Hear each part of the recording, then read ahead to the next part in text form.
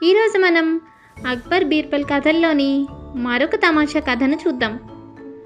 దేవుడు చేయలేని పని. ఒకరోజు రాత్రి మంచంపై పడుకున్న అక్బర్ బాదుషా వారికి ఒక ఆలోచన కలిగింది. దేవుడు సర్వసమర్థుడు, ఆయన చేయలేని పనంటూ ఏదీ ఉండదు. అట్లాగే తను కూడా సర్వసమర్థుడే, తనకంటూ అసాధ్యమైన పని ఏదీ లేదు. కానీ సృష్టి మాత్రం తనకు అసాధ్యం. అలాగే భగవంతుడికి కూడా అసాధ్యమైన పని ఏదైనా ఉందా అని అనుమానం కలిగిందట. ఎంతగా ఆలోచించినా అక్బర్కు కలిగిన ఈ అనుమానం తీరలేదు. మర్నాడు దర్బార్లో యుక్తియుక్తంగా బీర్బల్ను ప్రశ్నించాడు అక్బర్. బీర్బల్, నేను సమస్తమైన పనులను చేయగలిగిన వాడను కదా, మరి నా వలే భగవంతుడు అన్ని పనులు చేయగలడా అని సగర్వంగా ప్రశ్నించాడు. చిత్తం మహాప్రభు, తమరు సర్వసమర్థులు, దేవుడు కూడా మీకు సరికాడు. మీరు చేయగల కొన్ని పనులు ఆయన చేయలేడు, మీకున్న అవకాశం ఆయనకు లేదు అన్నాడు బీర్బల్.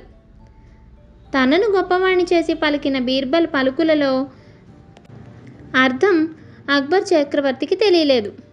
తాను చేసేది భగవంతుడు చేయలేనిది ఏమిటో తోచలేదు. తాను చేయగలిగి భగవంతుడు చేయలేని పని ఏమిటో తెలుసుకోవాలన్న ఆసక్తి అక్బర్ చక్రవర్తికి పెరిగింది. బీర్బల్ నాకు మాత్రమే సాధ్యమయ్యే పనేమిటో తోచక తికమక పడుతున్న సభికుల సంశయాన్ని తీర్చు అన్నాడు అక్బర్ చక్రవర్తి ఎంతో తెలివిగా. చిత్తం జహాపన, ఈ సువిశాల ప్రపంచము భగవంతుడిదే. తమకున్న సామ్రాజ్యం అంతా తమదే. తమకు ఎవరి మీదనైనా కోపం వస్తే తమరు తమ రాజ్యాన్ని విడిచి మరెక్కడికైనా పొమ్మని శాసించగలరు. కానీ ఈ పని దేవుడికి సాధ్యం కాదు. దేవుడికి ఎవరి మీదైనా కోపం వస్తే జగత్తులో ఎక్కడికి పొమ్మని చెప్పగలడు జహాపన. మీరు చేయగల ఈ పని దేవుడు చేయలేడు అని అక్బర్ చక్రవర్తికి అర్థమయ్యేలా సున్నితంగా వివరించాడు బీర్బల్. తనను తాను దేవుడితో పోల్చుకున్న అక్బర్ చక్రవర్తి అసలు విషయం గ్రహించి సిగ్గుపడతాడు.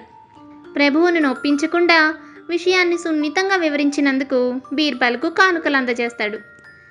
ఇలాగే బీర్బల్ అన్ని విషయాలకి ఎంతో లోతైన, నిజమైన, అలాగే కాదని అనలేని సమాధానాలు చెప్పి అందరినీ ఆశ్చర్యపరిచేవాడు.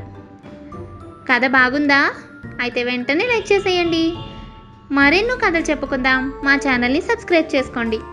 మరొక మంచి కథతో మళ్ళీ కలుద్దాం.